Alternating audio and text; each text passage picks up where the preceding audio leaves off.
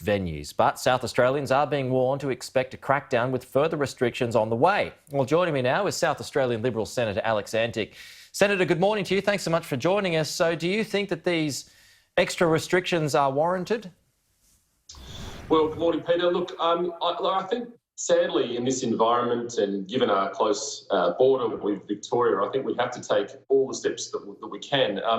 There are limited restrictions at the moment, as you said in the intro, 10 people now in a household and some restrictions in licensed venues.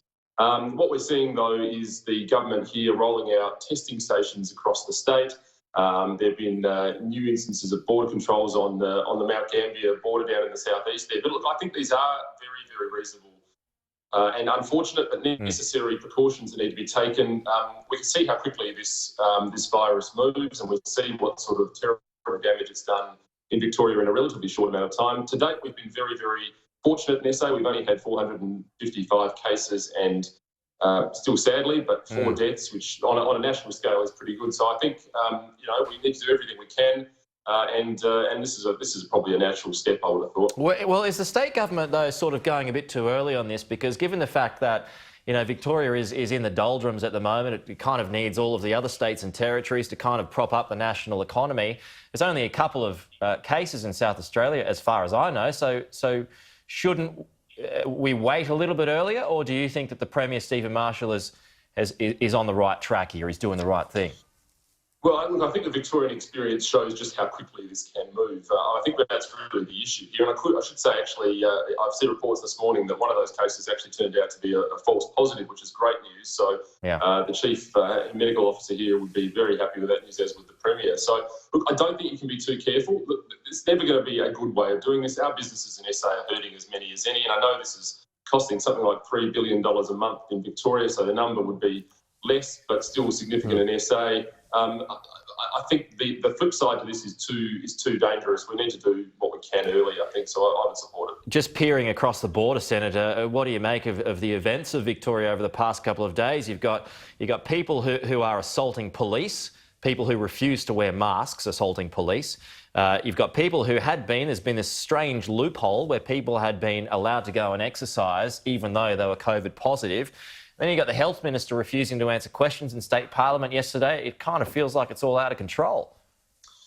Yeah, look, it does a little bit. And I know that the Prime Minister has made comments about the help that's been given to Victoria. And of course, now is not the time to be piling on in terms of the rights and wrongs of what's happened over there from a government point of view. Those questions will be asked through the fullness of time. But certainly, I think what it does highlight is precisely what the government in South Australia is trying to avoid, which is a situation that can deteriorate very quickly and very sadly. I've got friends in Victoria who are telling the story of the lockdowns and the sort of chaos that's having in their lives and the lives of businesses around. So it becomes very serious very, very quickly, which is why I think here in SA we're right to be taking precautions. In the meantime, we've just got to help where we can. The government's sending ADF troops and Commonwealth workers to try and help, and even SA businesses are pitching in with Thomas Foods here locally offering help. So it's an all-in effort from here to help Victoria. Just a couple of quick ones, Senator, before we go. I just want to talk to you about TikTok because, Donald Trump doesn't want it allowed in the US. There's a number of other countries that have banned it as well. It wants Microsoft to take over full ownership rather than just 30% of it. What's your view on that app here? Should it be allowed? Look, I think the answer to that is I think we need to be cautious with TikTok. I mean, I've said so before, and it's not just TikTok, I should say. It's other Chinese apps. We've heard concerns out of the security industry, or the cyber industry, which say that there are reasons for concern about what the app is doing behind the scenes. A number of parliamentarians have had contact with TikTok who've said they don't access data, they never share it.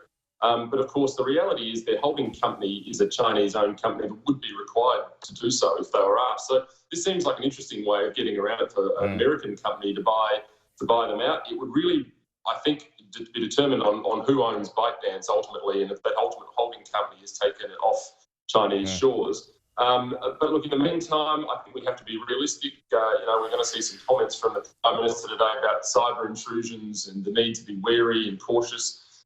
this last 6 months has lifted the curtain on some of these difficulties, and sadly, kids' software is not immune. Yeah, you're right. That speech taking place today, and he says, I assure you, he says to everyone, the Prime Minister, I assure you we are not being passive when it comes to this. Senator, we've got about 30 seconds left. I just want to get your thoughts on those horrendous pictures that we've seen out of Lebanon this morning. What's your thoughts on it?